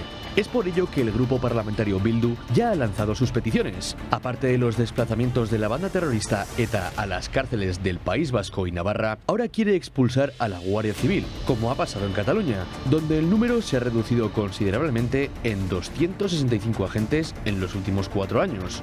Bildu afirma que la presencia de la Guardia Civil en el País Vasco y Navarra no tiene sentido y que corresponde a una lógica del pasado, que tenía que ver con una política antiterrorista. Aún así, desde que Pedro Sánchez gobierna, 41 efectivos de la Policía Nacional han sido trasladados del País Vasco. Además de Bildu, el PNV ha dado a conocer sus propuestas y ha logrado que el gobierno autorice las selecciones vascas de surf y pelota vasca. Para Ortúzar, esto supone un paso de gigante en una reivindicación histórica de los nacionalistas vascos. Es decir, ya no van a actuar bajo el nombre de España, sino como selección vasca. La enmienda ya ha sido aprobada y continuará su tramitación parlamentaria. Pues bien, a estos puntos llega el Ejecutivo para que aprueben unos presupuestos que, según diferentes organizaciones, están abocados al fracaso. Bueno, son varios los miembros de Esquerra que se han referido en las últimas horas a esas negociaciones con el Gobierno sobre el delito de sedición. Gabriel Rufián, por su parte, prefiere guardar silencio y hoy le ha pedido al PSOE que haga lo mismo. Como saben, Esquerra Republicana está comprometido en el avance de la agenda social y de la resolución del conflicto y le sugiero, me atrevo a sugerir al PSOE que hable menos. Casi 2 años después del referéndum ilegal en Cataluña, el 1 de octubre de 2017, la Guardia Civil grababa, eso casi 2 años después, a unos representantes del llamado CNI catalán en una cena en Sant Cugat del Vallès con unos muy próximos a Puigdemont. En la reunión grabada se habló de que disponían de 1 millón de euros en Suiza, en cuentas suizas, para invertirlos en la independencia. Y también se jactaban de que en aquel momento, mayo de 2019, el Estado español estaba muy debilitado y no aguantaría otro referéndum. Las cesiones al separatismo y la crisis interna en el PSOE parecen no haberle pasado factura a Sánchez, más bien lo contrario. El Partido Socialista habría recortado en solo 2 semanas a la mitad la ventaja de los populares. El PP seguiría a la cabeza de las encuestas, pero perdería 350.000 votos en los últimos 15 días. Así lo refleja este sondeo que ven aquí, que publica hoy El Confidencial y que apunta a un claro pinchazo en ese efecto Feijóo. Lejos queda ya esa amplia distancia con el PSOE, que se ha ido cortando, por cierto, ya desde la vuelta de vacaciones. El partido lo achaca a la falta de iniciativa y de perfil propio de Núñez Feijóo. En mitad del debate presupuestario llama mucho la atención la ausencia de Pedro Sánchez. Se debe a que Sánchez y su esposa Begoña Gómez están en visita oficial a Kenia y después se irán a Sudáfrica. Como saben, la esposa de Sánchez dirigió durante casi 4 años una cátedra del Instituto de Empresa llamado Instituto de Empresa Africa Center. Su incorporación a la comitiva del presidente para este viaje a Kenia y Sudáfrica ha sido de lo más sospechosa porque no se confirmó hasta el último minuto. Y además, pues la polémica crece porque todos recuerdan sus vídeos en los que ofrece servicios a empresas para conseguir las ayudas que reparte su marido. Pedro Sánchez vuelve a hacer historia.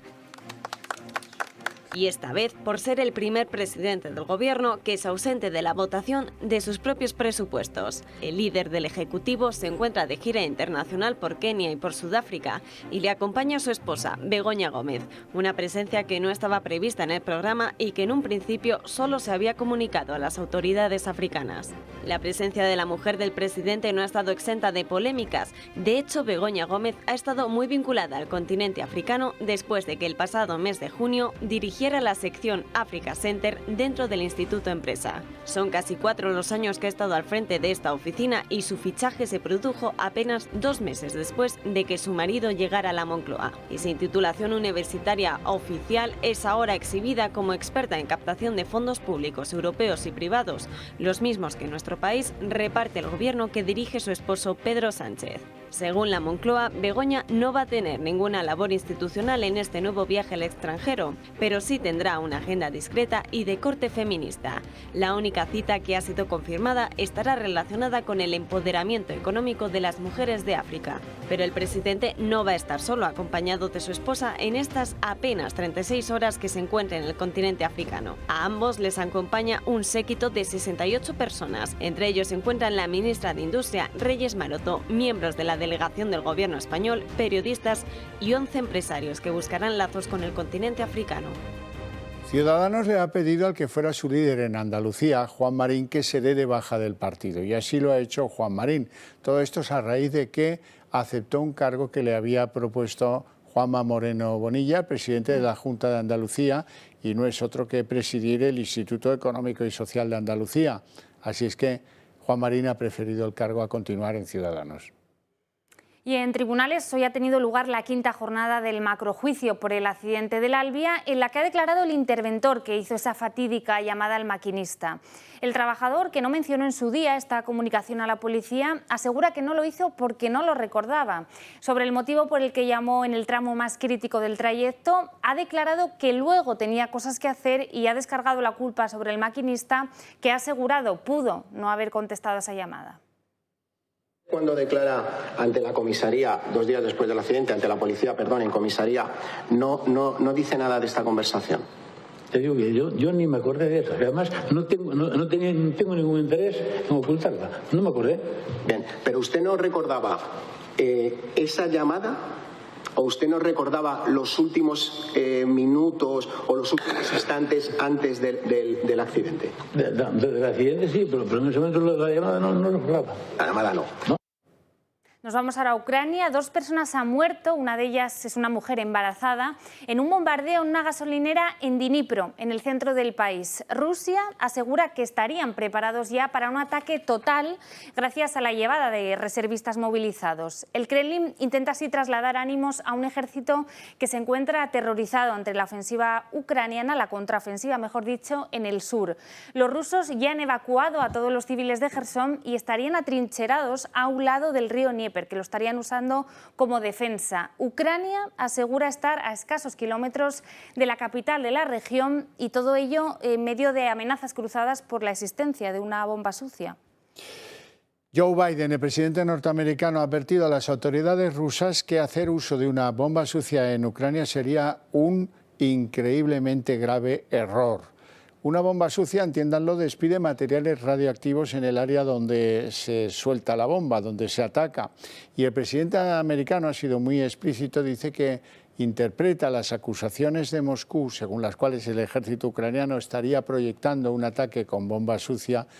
Dice que eso lo que hace es allanar el camino para producir un ataque de falsa bandera, que esto es un ataque urdido por Rusia, producido por Rusia, que se pudiera reprochar en el futuro a Ucrania.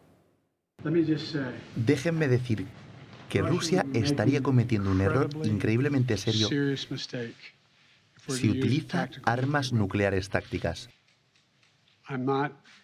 No os puedo asegurar que sea una operación de falsa bandera. No lo sé, pero sería un error realmente serio. Bueno, ha ocurrido en Ciudad Real. Un agricultor discutió con su padre, al que hirió con arma de fuego. El padre recurrió a un vecino para que le auxiliara y el vecino fue asesinado de un disparo por rifle de caza con visor telescópico.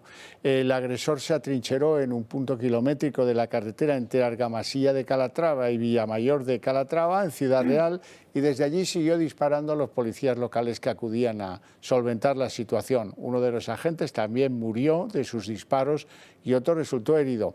Finalmente, el agresor resultó abatido, le dispararon porque, en fin, no había otra manera de que se rindiera, y en cualquier caso dicen las autoridades locales que se trataba de una persona con problemas psiquiátricos.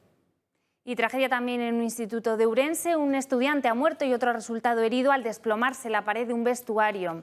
Ha sido necesaria la intervención de los bomberos. El accidente ha ocurrido sobre las 2 de la tarde, cuando los adolescentes se preparaban para acabar la jornada. Fuentes próximas al centro aseguran que ese muro que se ha desplomado llevaba 5 años en mal estado.